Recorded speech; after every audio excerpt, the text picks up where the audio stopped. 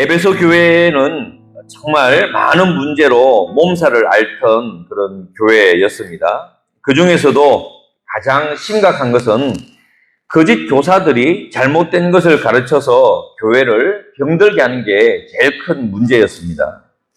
바울은 그들을 향해서 양심에 화인 맞은 자들이라고 아주 단호하게 말을 합니다. 이제 그들 속에 하나님의 영이 없는 이 지옥의 사람들이다라고 하는 것을 아주 강조한 것이죠.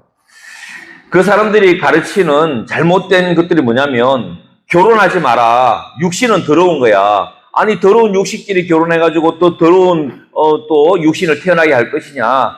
결혼은 악한 것이다 라고 그렇게 가르쳤어요. 그리고 음식들을 쫙 늘어놓고 야 이런 음식은 더러운 음식이야. 먹으면 안 돼. 그래서 음식의 규례를 강조를 했습니다. 그래서 어떤 음식은 먹어도 되고 어떤 음식은 먹으면 안 되고 그런 것으로 사람들을 조종하기 시작을 한 것이죠.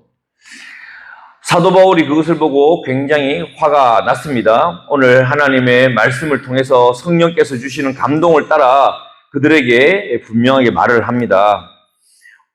이 사람들이, 교사들이 잘못된 가르침을 가지면서 뭐 결혼도 하지 마라 그러고 이런 것은 먹으라 저런 것은 먹지 말라 너희들에게 말을 하지만 하나님이 지으신 모든 것은 선하다. 그러므로 감사함으로 받으면 버릴 것이 하나도 없느니라 라고 분명하게 말씀을 하고 있습니다. 그리고 하나님의 말씀과 기도로 거룩하여 짐이라 라고 이렇게 말씀을 정확하게 성도들에게 알려주고 있습니다. 바울은 이런 거짓 교사들이 하는 이런 것을 보고 이것을 영적 전쟁이라고 선언을 했습니다. 그들은 그냥 자기들의 지식을 가르치는 것이 아니라 그들 속에 미혹의 영이 있고 귀신의 가르침이 있다는 거예요. 그들은 귀신의 가르침을 따라서 성도들을 미혹하기 위해서 이렇게 잘못된 것을 지금 가르치고 있으니 경계해야 된다라고 하는 것입니다. 이 말이 뭐예요? 우리 안에는 하나님이 계시고 그들 속에는 귀신이 있다는 것입니다.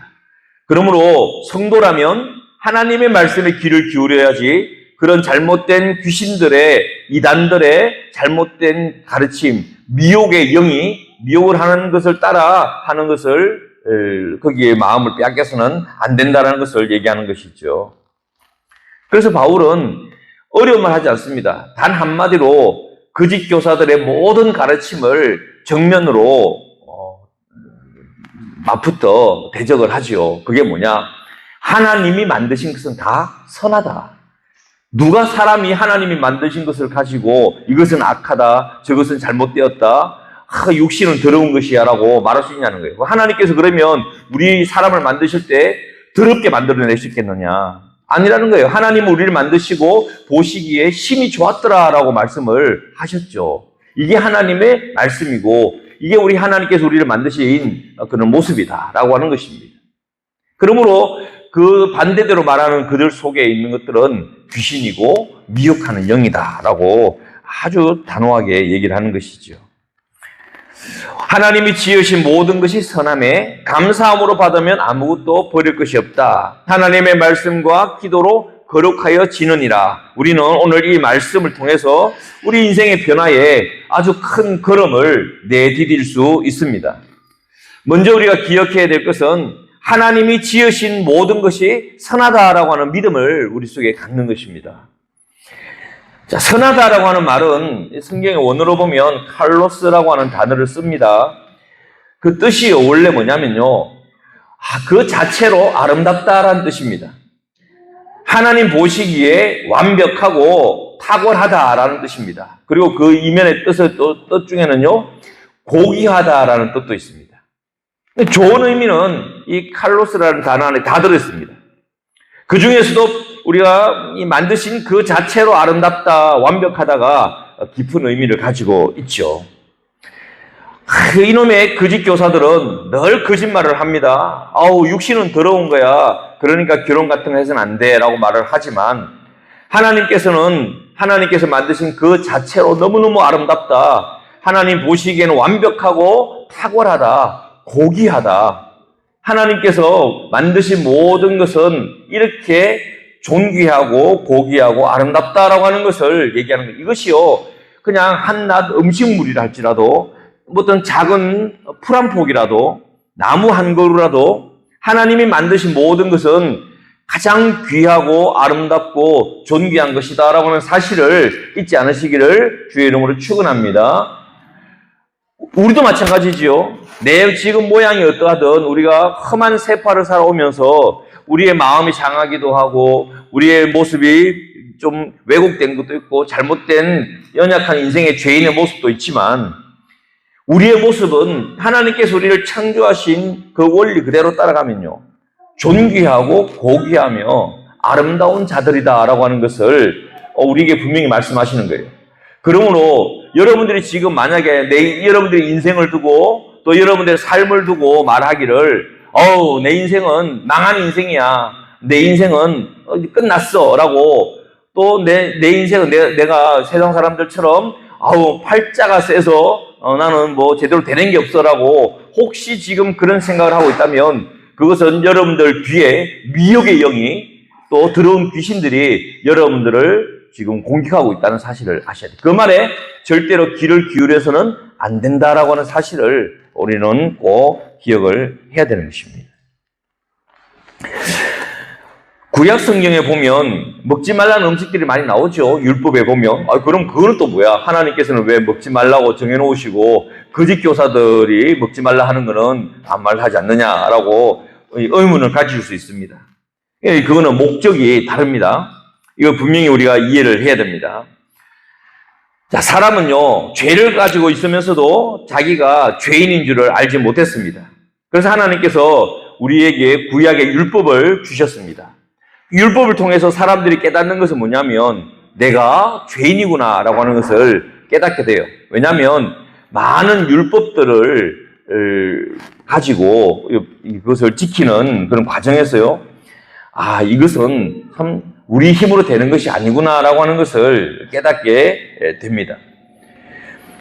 하나님께서는 율법을 통해서 우리에게 거룩한 것과 또 더러운 것을, 거룩하지 않은 것을 구별하는 법을 가르쳐 주셨어요. 어떤 동물은 먹어도 되고 먹으면 안 되고 부정하고 또 거룩하고 이렇게 구별하는 이유는 뭐냐면 하나님이 딱 정해 주심으로 이 세상에 거룩한 것과 거룩하지 않은 것을 구별할 능력이 있어야 되는구나, 그것을 우리가 알고 그대로 순종해야 되는구나 라고 하는 것을 배우게 되는 거예요. 그런데 문제는 뭐냐면 율법은 무서운 가정교사죠. 우리에게 하나님의 말씀, 율법만 가지고는요, 우리에게 구원이 없다는 것을 깨닫게 돼요. 율법을 지키는 것은 불가능하구나. 율법을 지키는 것으로 내 속에 있는 죄가 사라지는 것이 아니구나라고 하는 것을 인생은 철저하게 깨닫게 됩니다. 그래서요, 이 무서운 가정교사와 같은 율법이 우리에게 너는 죄인이야라고 정확하게 깨닫고 지적해 주는 거예요.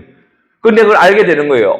나는 답 없는 죄인이구나. 그럼 내가 이것을 어떻게 해야 될까? 그때부터 인생이 이 죄의 문제를 해결하기 위해서 고민하겠죠? 그리고 나서 나중에 우리는 발견하게 되는 것입니다. 바로 내 힘으로 구원 얻는 것이 아니라 예수 그리스도께서 나를 위해 십자가 지시고 나를 대신해 모든 죄를 감당해 주셨기 때문에 나는 예수님을 내 마음속에 모심으로 내 모든 죄가 사해지는 것이구나 라고 하는 것을 깨닫게 되는 것이죠. 우리 율법에 하나님께서 하라 하지 마라 주신 이유는요, 그것을 구별하라고 깨달으라고 주시는 것이지 그 모든 창조하신 것이 더러웠기 때문에 그런 것이 아니다라고 하는 사실을 우리는 알아야 됩니다. 사람을 지으셨을 때 하나님께서는 보시기에 좋았더라라고 말씀하셨습니다.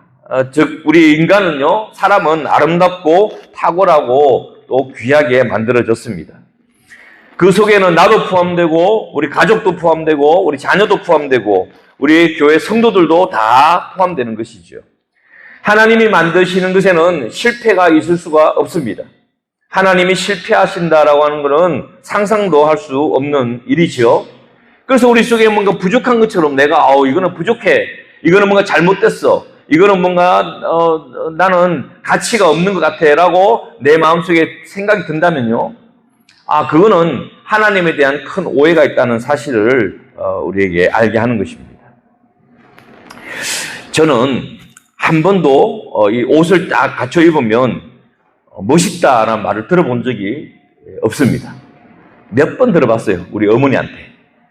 그 외에는 제가 옷을 갖춰 입고 멋있다, 몸매가 참 좋아 이런 말을 내 평생에 거의 들어본 기억이 없습니다.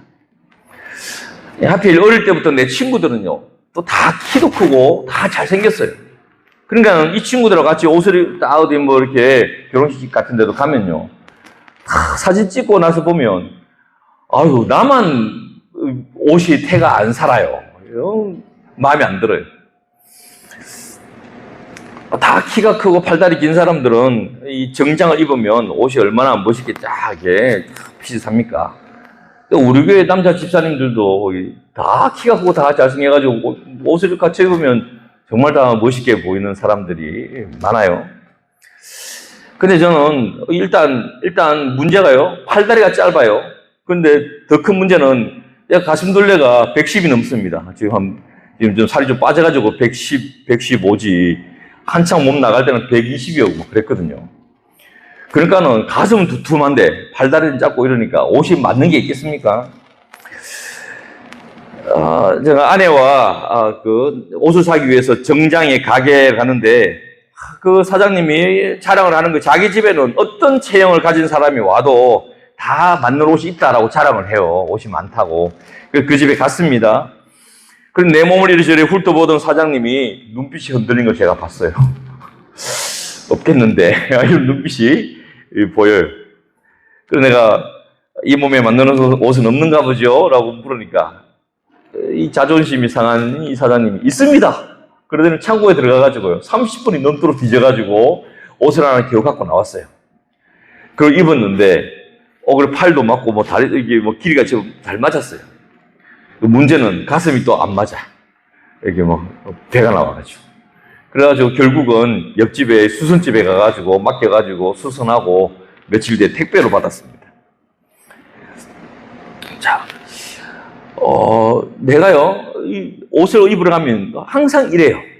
그래서 항상 내 어릴 때부터 나는 외모 이런 데는 크게 관심도 가지지 않고 자신감도 없었던 것 같아요. 그런데 내가 학창시절에 예수님을 딱 만나고 나니까요, 예수님의 그 십자가 사랑이 내 속에 딱 들어오는 순간부터는요, 더 이상 그때부터는 내 외모나 나의 어떤 연약한 모습, 내 마음의 어떤 속사람, 내 마음의 어떤 그런 나약한 이런 모습들이요, 예수님 안에서 완전히 회복이 되기 시작한 거예요. 자존감과 또 하나님의 그런 주시는 그런 능력들이요, 내 마음속에서 막 올라오는 것을 느낄 수가 있었어요. 하나님이 나를 사랑하시는구나. 느끼니까 그 다음에 와닿는 것은 나는 굉장히 존귀한 사람이구나.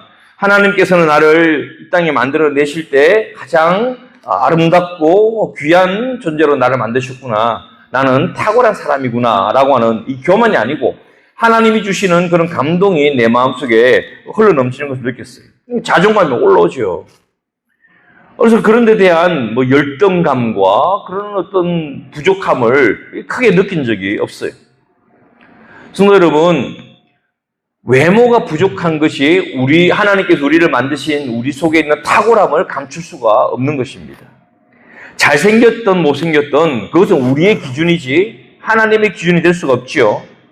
공부를 좀 잘하는 사람도 있고 공부를 못하는 사람도 있을 것입니다. 그렇다고 공부를 잘하고 못한 것이 여러분들 속에 있는 아름다움을 감출 수가 없는 것이에요. 여러분들이 인생 하다가 어떤 분들은 인생에 그냥 돈도 잘 벌고 성공한 사람이 있는가 하면 어떤 사람들은 그냥 평범하거나 아니면 심지어 실패해가지고 지금 큰 어려움에 있는 분들도 있을 수 있어요. 또 타고난 기질이 어떤 분들은 아주 활달하고 또 막 적극적이고 리더십도 강하고 이런 좋은 성격도 있지만 또 어떤 분들은 참 우울하고 슬프고 또 낙심이 많은 그런 성격일 수도 있습니다. 네, 성도 여러분 기억하십시오. 그런 것들, 우리의 연약해 보이는 그런 것들이 우리의 가치를 결정하는 것이 아니라 여러분들이 하나님을 만들었다라고 창조해서 이 땅에 보냈다라고 하는 그 자체만으로도 여러분들은 하나님의 기준에 아름답고 존귀하고 칼로스라는 단어에 나오는 것처럼 완벽하다는 거예요. 성도 여러분, 이것이 너무너무 중요한 것입니다. 귀신의 하수인들은 뭐라고 말합니까? 너는 망한 인생이야. 야, 너는 더러운 인생이야. 육신이 얼마나 더러운지 알아? 결혼도 하면 안 돼. 라고 말합니다. 야, 이거는 이거 더러운 거야. 먹으면 안 돼. 요거는 먹어도 되겠네. 그런 식으로 인생을 좌지우지하려고 합니다. 그러나 우리는 알아야 돼요. 하나님이 만드신, 나한테 주신 모든 것은 다 선하고 아름다운 것이다. 라고 하는 것을 우리는 믿어야 되는 것이에요. 단순하게 식사할 때 음식가리라는 말이 아니죠. 이게 음식을 먹어라, 먹지 마라 하는 것이 그 정도 의미를 가지고 말하는 것이 아닙니다. 그 귀신의 하수인들, 거짓 교사들이 하고 싶은 말이 뭐냐면요. 봐, 하나님이 만드셔서 창조하셔서 너한테 주신 것도 이렇게 하자가 있는 거야 라고 말하고 싶은 거예요. 그 뒤에는 무슨 의미가 숨어 있겠습니까? 하나님도 잘못할 수 있어. 그리고 하나님도 너한테 안 좋은 걸 줄 수 있어. 네 인생은 하나님이 모든 것을 해줄 수 있다는 거라고 믿고 있지만 그게 아닐 수도 있다라고 하는 마귀의 은밀한 속삭임이 이것은 먹어, 이것은 먹지 마라고 하는 뒤에 숨어 있다는 것을 우리는 알게 되는 것입니다. 그럼 이것을 어떻게 우리가 바꿀 수 있을까요? 성도 여러분, 하나님의 말씀을 먼저 내 마음속에 수용하시기를 주의 이름으로 축원합니다. 자, 한번 따라합시다. 말씀을 수용하겠습니다. 이게 무슨 말일까요? 자, 우리는 내 경험도 있고 우리가 지금까지 자라오면서 배운 학교에서 배운 지식도 있고 또 사회생활하면서 배운 많은 그런 지식들이 우리 머릿속에 들어있습니다. 눈에 보이지 않는 하나님을 믿으라니, 내가 교회는 오지만 참 나는 하나님을 믿기 어렵다라고 말하는 분들이 많이 있습니다. 목사님들은 또 많이 만나봐요. 저는 그게 나쁘다고 생각하지 않습니다. 안 믿어지는데 차라리 잘 믿는 것처럼 위선 뜨는 것이 더 위험할 수 있어요. 교회 나와서 앉아 계신 분들 중에 오래 다닌 분들은 하나님을 잘 안 믿으심에도 불구하고 내가 교회 다닌 게 얼만데, 세월이 얼만데, 또 교회에 다른 성도들은 눈도 있고 하니까 믿음이 좋은 것처럼 그렇게 자기를 위선으로 포장하는데 큰일 납니다. 믿음 없는 사람이요, 난 믿음이 없는 것 같아요 라고 말하는 게요, 잘못된 게 아니에요. 교회에서 여러분들 우리가 삶을 나누고 우리가 또 성경 공부하고 같이 할 때 내가 교회를 20년 다녔는데 내가 믿음이 없는 것 같아요 라고 말을 할 때 저 사람은 20년 교회 다녔는데 믿음이 저거밖에 안 돼? 절대 그런 식으로 평가하면 안 됩니다. 굉장히 교만한 거예요. 우리 인생은 다 비슷합니다. 어떤 분들은 말을 합니다. 난 내 인생의 결과를 보니까 하나님이 나를 포기하신 것 같아요 라고 말하는 사람이 있어요. 또 어떤 사람은 내가 죄가 많은 것 같아요, 나한테 이런 일이 생기는 거 보니까, 이렇게 말하는 분도 많습니다. 이해합니다. 이해돼요. 얼마나 삶이 힘들고 고달프면 그 모든 원인을 나한테서 뭔가 문제가 있는 것처럼 찾을까요? 근데 우리가 그런 것들 정지하면 안 됩니다. 교회에서는 절대 정지하면 안 돼요. 나하고 똑같구나라고 생각을 하셔야 돼요. 그래서 교회에서는요, 무슨 말인지 할 수 있어야 돼요. 그걸 절대로 판단하거나 정지하는 것은 진짜 교회의 모습이 아닌 것입니다. 누가 와서 나는 이런 것 때문에 내 인생은 망한 것 같아요 라면, 예수 믿는 사람이 그런 말 하면 되냐, 이런 식으로 쉽게 평가하면 안 됩니다. 그 나름대로 고민하고 막 그 힘든 일들이 반복되는 속에 내린 어떤 잘못된 결론일 수 있어요. 근데 그걸 말도 못하고 그냥 나는 괜찮은 척 산다면 그건 굉장히 위험한 일이지요. 안 믿어지는데 잘 믿는 것처럼 포장할 것도 없고요. 또 믿음이 좋은 분들은 믿음이 좋은 대로 또 하나님의 더 큰 일을 할 수 있겠죠. 자, 그런데 혹시 여기서 내 인생은 망했다라고 느낌이 들고 하나님이 주신 것이 다 좋은 것이라는데 왜 내 인생은 이렇게 힘들까라고 생각하시는 분들도 있을 것이고, 또 눈에 안 보이는 하나님 믿으라니 내가 교회는 오지만 참 믿음이 안 생긴다라고, 괜찮습니다. 하나만 마음속에 딱 갖고 있으면 돼요. 바로 하나님의 말씀을 유연하게 내 마음속에 수용하는 그런 자세를 가지는 것. 요거 하나만 있으면 하나님께서 기회를 주시는 거예요. 수용성. 유연하게 받아들이는 것이죠. 옛날에 역사 속에 보면 카르타고라는 아프리카의 나라가 있죠. 카르타고의 한니발이라고 하는 유명한 장군이 있습니다. 이 장군이 얼마나 전투를 잘했느냐, 우리 역사 속에 남아있죠. 뭐, 우리 학생들은 알듯이 포에니 전쟁 이런 것들이 있습니다. 이 한니발이 로마를 정복하기 위해 가지고요, 이 알프스를 넘어서 로마 본토로 군대를 몰고 침공을 해서 들어갔습니다. 그 안에서, 로마 땅 안에서 싸우는데 몇 년을 싸우냐면 15년을 싸워요. 이 말의 의미는 뭐냐면 우리나라 특공대가 북한 땅에 들어가서 그 안에서 15년 동안 싸워서 이겼다는 소리예요. 대단하죠? 로마의 군인들은요, 전부 다 완전히 패배감에 완전히 무너졌어요. 아니, 자기 나라 땅에 들어와서 15년 동안이나 휘젓고 다니는데도 이길 수가 없는 거예요. 한니발이 얼마나 전략이 대단하고 싸움을 잘하는지. 그래서 로마에 이 15년 동안 로마는 쩔쩔맵니다.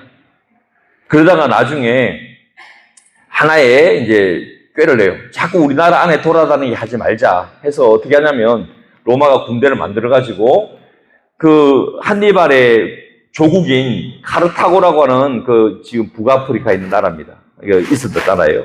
거기로 이게 공격을 해 들어갑니다. 그러니까는 이제 카르타고에서 난리가 났어요. 그래서 한니발에게 연락을 해가지고 빨리 돌아오라. 우리 나라가 위험하다. 그래서 한니발이 어쩔 수 없이 자기 나라로 돌아가게 됩니다.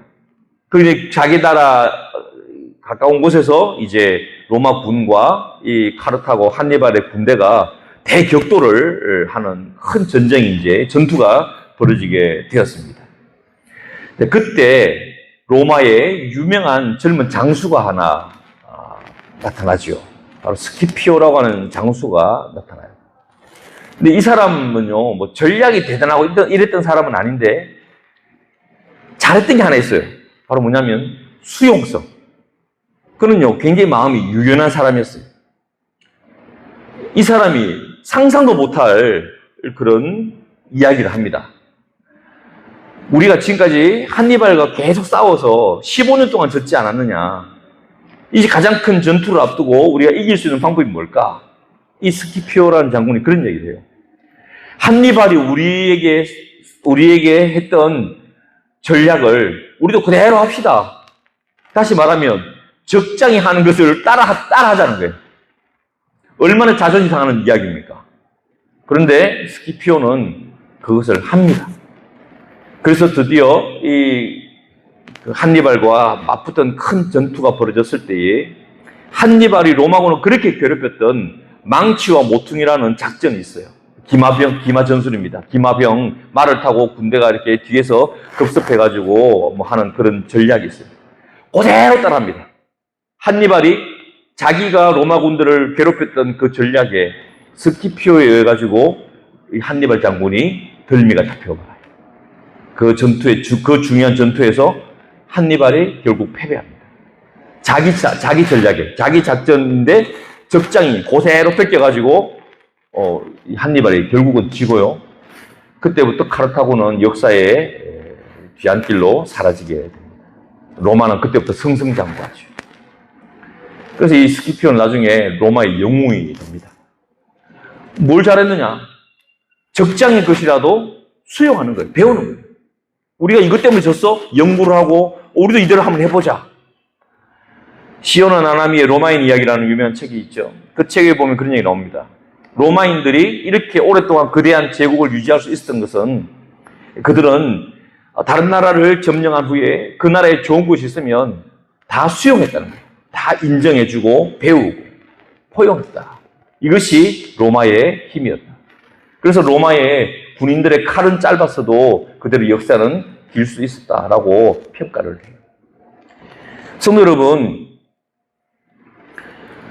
이 스키피오라는 장수는요, 그 적장의 전략이라도 배워서라도 그는 이기기를 원했고 결국 조국을 구해냈습니다. 하물며 우리 예수님을 믿는 사람들이 이 세상의 어떤 가르침이나 경험보다 하나님의 말씀을 더 유연하게 내 마음속에 수용하고 또 그 말씀을 존중하는 것이 얼마나 중요한 것인지를 잊어서야 되겠습니까? 그런데 이 시대에 사는 많은 사람들이요, 이 세상의 지식과 이 세상의 어떤 경험을 배우기 위해서는 투자를 아끼지 않고 모든 것을 다 내놓습니다. 그러나 정작 하나님의 말씀을 수용하거나 하나님의 말씀을 온유함, 겸손함으로 또 유연하게 받아들이는 것에 인색한 경우가 많이 있어요. 성도 여러분, 하나님 안 믿어줘도 괜찮습니다. 여러분 지금 실패해서 망해도 괜찮아요. 뭔가 기도해야 되는데 기도가 안 돼도 상관없습니다. 다만 하나님이 나한테 오늘 주시는 말씀을 수용하는 태도로 가져야 돼요. 하나님의 말씀이 유연하게 내 속에, 내 안에 경험도 있죠. 내 속에 있는 지식도 있습니다. 눈에 안 보이는 하나님의 말씀, 아이고 이거 믿으라니 잘 안 믿어진다, 그런 마음이 있더라도 하나님, 그럼에도 불구하고 내가 의심이 많지만 하나님의 말씀을 내 속에 수용하겠습니다. 하나님의 말씀을 내가 유연하게 받아들이겠습니다라고 하는 그런 자세가 있으면요, 하나님의 말씀은 내 속에 들어와서 역사를 시작하시는 것을 경험하는 거예요. 성도 여러분, 여러분들 속에 있는 그런 알량한 지식과 세상의 합리적인 논리와 이런 것들이 여러분들을 지배하고 있다면 말씀 앞에 다 내려놓고 하나님의 말씀이 그렇다 하면 그런가 보다라고 수용할 수 있는 겸손하고 온유한 태도를 가지시기를 주 이름으로 축원합니다. 여기서 놀라운 일이 일어나는 거예요.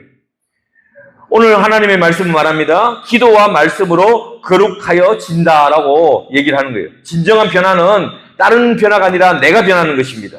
모든 문제는 나에게 있음을 우리는 인정해야 되는 것이죠. 그리고 내 아집과 내 욕망과 내 알량한 지식이 문제임을 깨닫는다면 오늘 이 말씀 한 구절을 여러분 마음속에 딱 붙들기만 해도 인생의 변화가 일어나기 시작하는 것입니다. 성도 여러분, 우리 우리 같이 따라서 한번 읽어봅시다. 우리 4절, 5절 말씀입니다. 우리 같이 한번 읽겠습니다. 하나님께서 하나님께서 지으신 모든 것이 선함에 감사함으로 받으면 버릴 것이 없나니 하나님의 말씀과 기도로 거룩하여 짐이라. 외우십시오. 이 두 절을 외우세요. 그리고 이 말씀을 여러분들 마음에 수용하십시오. 여러분들 마음속에 부정적인 마음이 일어나고 안 되는 것 같고 망한 것 같고 답이 없는 것처럼 볼 때마다 여러분들 이 말씀, 한 절 말씀을 수용하세요. 성경책 다 수용하라는 말씀도 안 하겠습니다. 이 한 절 말씀. 목사님이 말하니까 그래, 저 한 절 말씀이라도 내 마음속에 내가 인정하고 내가 수용하겠다. 하나님께서 지으신 모든 것이 선하다고, 그래서 감사함으로 받으면 다 된다고. 이 말씀 하나 붙들라는 거예요, 이 말씀. 여러분들 어떤 문제가 생겨도요, 여러분들 인생에 어떤 문제가 있어도 하나님이 만드신 모든 것이, 지으신 모든 것이 선하다. 모든 것이, 아까 선하다 말씀했지요? 칼로스 뭐라고 했습니까? 아름답다, 존귀하다, 고귀하다. 성도 여러분, 여러분들이 스스로 볼 때 비참하게 보여도 여러분들 말씀대로 하나님이 나를 만드신 것이 나를 고귀하게 만드셨대. 이 말씀 한 줄 붙들라, 이 말씀입니다. 여러분들 지금 완전히 망해가지고 지금 아무런 답이 없는 것처럼 보여도 여러분들 지칠 때마다 하나님이 나를 만드신 것이 나를 갖다가 정말 아름답게 만드셨대. 고귀하게 만드셨대. 그것을 인정할 때 이 하나님의 한 절의 말씀이요, 여러분들의 인생을 변화시키는 너무너무 중요한 은혜가 되는 것입니다. 우리는요, 다 길을 가다가 길 잘못 든 인생과 똑같은 거예요. 그런데 하나님의 말씀을 내 속에 수용하기 시작하면 하나님께서 길을 다시 맞춰가는 것입니다. 지난 수요일 날 우리 어르신들 모시고 영도에 오리백숙을 먹으러 갔었습니다. 맛있더라고요. 제가 막 가는데 부산항대교 딱 하다가 길 잘 아시는 분들 알죠? 영도 딱 들으시면 부산항대교에 가다가 내려야 되잖아요. 이렇게 옆에 내리면은 바로 이제 청학동 쪽 올라가는 길로 가면은 집이 있는데, 엉뚱한 짓 하다가 제가 내릴 때를 지나쳐 버렸어요. 그냥 고가도로 위에서. 저는 조금 가다 보면 또 내리는 길이 나올 거라고 생각을 하고 갔는데요. 송도까지 갔다 왔습니다. 송도까지 길이 없어가지고 송도까지 들어가지고 고신대 병원까지 거의 가가지고 거기서 유턴해가지고 막 돌아오는데 내가 얼마나 미안하든지. 어르신들은 목사님 괜찮아요 하는데 속을 얼마나 욕했겠어요. 이 더운 날 배고파 죽겠는데. 제가요 그걸 보면서 이게 우리 인생은 다 똑같아요. 우리 인생은 늘 길 잘못된 인생은 똑같아요. 하나님이 가라 하는 대로 못 가가지고 쩔쩔매는 인생입니다. 길이 털어질 때가 많아요. 그런데도 내비게이션은 화도 안 내고 나한테 얘기하더라고요. 경로를 다시 설정하겠습니다. 하면서 이제 길을 딱 알려줘요, 또. 근데 여러분, 많이도 말고 오늘 이 한 절의 말씀을 여러분들 마음속에 수용하시고 붙드시기를 주의 이름으로 축원합니다. 그래 하세요. 여러분들 아무리 힘든 일 있어도 그래 하나님이 나를 지으신 것이 그렇게 아름답게 지으셨대. 내가 정말 하나님 앞에 그렇게 고귀한 존재래. 그렇게 만드셨대. 이거 한 절만이라도 인정하면 여러분들 인생의 질이 바뀌기 시작합니다. 그리고 이 말씀을 딱 붙들잖아요.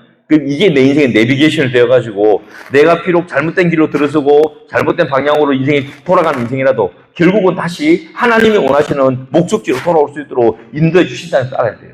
그런데 말씀이 내 속에 수용되지 않는 것은 결국 내 인생의 내비게이션이 모르는 길 가는데 내비게이션이 꺼진 것과 똑같은 것입니다. 어디에 도착할지 모르는 거예요. 하나님의 말씀 붙드시기를 주의 이름 축원합니다. 하나님의 말씀 수용하세요. 말씀 유연하게 받아들이십시오. 내 생각도 많고 내 고집도 많고 내 신념도 강하지만 괜찮아요. 뭐 그거 어떡하겠습니까? 그러나 그 틈 사이에 하나님의 말씀을 수용하는 겸손한 자세를 가지고 그래? 내가 지금 당장 믿어지지 않지만 그래도 외우고 하나님이 지으신 모든 것이 선하구나. 귀하구나. 이렇게 깨닫는 순간부터 우리 인생은 하나님께서 원하시는 목적지로 변화되어 가게 되는 것을 느낄 수 있게 되는 것입니다. 그리고 이것을 위해서는 뭐가 필요하냐? 바울은 말합니다. 기도와 말씀으로 거룩해지는다. 말씀과 기도로 거룩해지는다. 성도 여러분, 말씀과 기도가 나를 거룩하게 하신다는 사실을 믿으시길 바랍니다. 우리가 정결하지 못했던 내 생각과 마음 때문에 우리 인생은 망가진 거거든요. 죄 때문 아닙니까? 우리가 악착같이 살지만 마음속에 평안함이 없고 감사가 없는 심령이라면 치열하게 경쟁하고 살아왔지만 허무함에 밤마다 몸부림치는 인생이 되어 있다면 혹은 주변 사람들을 고통스럽게 하면서도 후한무치한 내 완고한 심령이 있다면 나 때문에 다른 사람들 괴로워 죽으려고 그러는데 여전히 나는 자신 있게 사는 것처럼 예수 믿는 사람이 얼마나 많은지 몰라요. 이거는 지옥과 다를 바가 없는 것입니다. 이 뒤에는요, 미혹의 영이 있는 거예요. 근데 이걸 어떻게 변화시킬지 알지 못해요. 내가 나를 어떻게 바꿀지 잘 알지 못합니다. 오늘 성경 우리에게 여기에 답을 주시는 거예요. 여러분들이 만약에 지금 이처럼 평안함이 없고 감사가 없고 허무하고 정말 지치고 낙심한 인생이라면 오늘 바울이 말하는 이 말씀을 수용하십시오. 말씀과 기도로 거룩해지느니라. 우리 심령이. 우리 속에는 모든 것들이 다 악한 것들을 녹아내리는 것은 말씀과 기도, 이것이 나를 싹 씻어낸다라고 하는 것을 강조하는 것입니다. 이래야 우리가 하나님이 나를 처음 창조하실 때처럼 아름답고 존귀하고 고귀한 그런 진짜 반짝반짝 빛나는 아름다운 모습들을 온전하게 회복할 수 있게 되는 것입니다. 비록 지금은 때가 좀 타고 지금은 때국물이 좀 묻어 있어도 말씀과 기도가 나를 싹 씻어내리셔서 처음 나를 창조하실 때처럼 아름답고 존귀한 모습이 되게 한다는 것이죠. 성경의 바울은 그 다음에 조금 약간 부담스러운 말을 하긴 합니다. 뭐냐면요.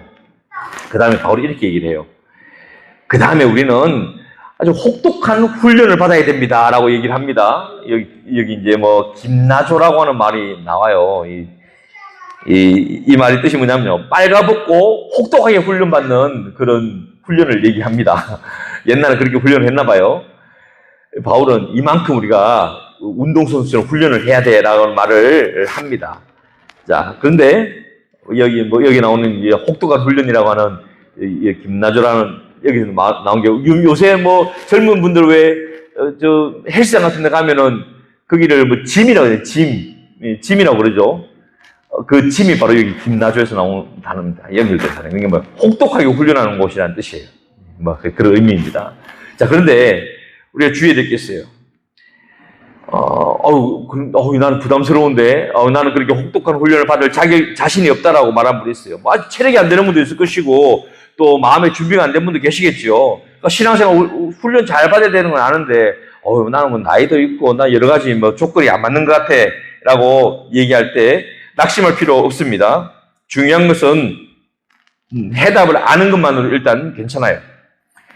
내 인생의 변화와 내 속사람의 변화는 말씀과 기도임을 아는 것만 해도 괜찮습니다. 자, 그 다음에 어떻게 하냐면, 그 혹독한 훈련, 이건 뒤로 제쳐놓고요. 일단 그걸 할 만한 여력이 안 되니까. 그러면 교회에서는, 성경에서는 어떻게 해야 되느냐 말하면, 매일 한 걸음씩 한 걸음씩 나아가는 것을 권면합니다. 성도 여러분, 엄청난 훈련, 목사님하고 훈련해도 이런 것들을 안 된다 할지라도 너무 그런 거 부담 갖지 마시고요. 안 되는 억지로 훈련받으면 그것도 안 됩니다. 그거 하지 마시고, 하나를 마음속에 좀 품어보십시오. 왜냐면 매일매일 조금씩 한 걸음씩 말씀과 기도로 나아가는 그런 노력을 하는 것이 필요합니다. 그래서 저는요, 지금 성경과 말씀과 기도가 전혀 안 되시는 분들은 하루에 한 구절 읽는 것, 그리고 1분이라도 하나님 앞에 잊지 않고 기도하는 것, 이것이 바로 한 걸음이에요. 이건 할 수 있겠죠? 하루에 1분도, 1분은, 숨도 참으면 1분을 참을 수 있어요. 하루에 1분이라도 하나님, 목사님이 1분 기도하라는데 내가 기도를 잘 못해요. 그래도 목사님 기도하라니까 기도하겠습니다. 1분 지났어도 벌써, 이것만 해도.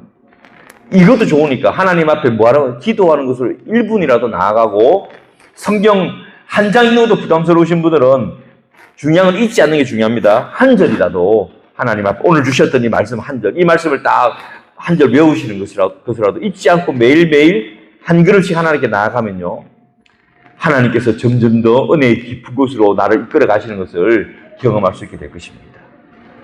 포기하지 마십시오. 나는 성경도 내 체질이 안 맞는 것 같고 기도도 안 맞는 것 같고 그런 마음 드시는 분들, 하루에 한 절, 하루에 1분 기도라도 잊지 않고 매일매일 이렇게 나가기 시작하면 하나님께서 점점 나를 깊은 은혜의 강으로 이끌어가는 것들을 체험하게 될 거예요. 그러면 그 깊은 은혜의 강에 들어가면요, 여러분들 하나님을 얼마나 사랑해야 되는지 몰라요. 그리고 얼마나 기쁘고 얼마나 감사하고 세상이 완전히 뒤바뀌는 것을 경험할 수 있을 거예요. 제가 거짓말 하는지 진짜인지 한번 경험해 보십시오. 뭐부터요? 한 걸음 한 걸음. 성도 여러분, 이렇게 하나님의 사랑 안에 하나님과 사랑에 빠지실 수 있기를 바라요. 예. 우리가 말씀의 결론을 맺겠습니다. 믿음 생활은 훈련 잘 받아가지고 뭔가 성능이 뛰어난 사람들을 만들어내는 것이 교회가 아니에요. 교회는 예수님을 사랑하는 사람들을 만들어내는 것입니다. 하나님을 사랑하게 되고 정말 하나님 사랑 때문에 막 가슴이 벅차서 견딜 수 없는 사람들이 생겨나는 것이 교회예요. 우리는 언젠가 교회가 자꾸 자꾸 어떤 잘하는 사람을 만들어내고 이렇게 훈련이 중요합니다. 저도 훈련이 굉장히 중요한 걸 알아요. 그럼에도 불구하고 하나님을 사랑하는 것이 훈련이 되는 것은 아닙니다. 하나님의 말씀을 수용하고 한 걸음씩 나아가 보십시오. 그것을 참 놀라운 하나님의 은혜를 경험하게 될 것입니다. 성도 여러분, 한 말씀을 마음속에 수용하시고 또 겸손하게 그게 따라가십시오. 그러면 제가 말한 것처럼 하나님의 큰 사랑과 은혜가 여러분들 심령을 찾아오는 것을 느끼고 하나님 살아계셨구나라고 이렇게 고백하는 것을 느낄 수 있게 될 것입니다. 네. 한 말씀 기억하십시오. 오늘 한번 이 말씀을 한 번 더 같이 읽고 이 말씀을 마치도록 하겠습니다. 4절 5절 다 같이 시작. 하나님께서 지으신 모든 것이 선함에 감사함으로 받으면 버릴 것이 없나니 하나님의 말씀과 기도로 거룩하여 집이라. 아멘.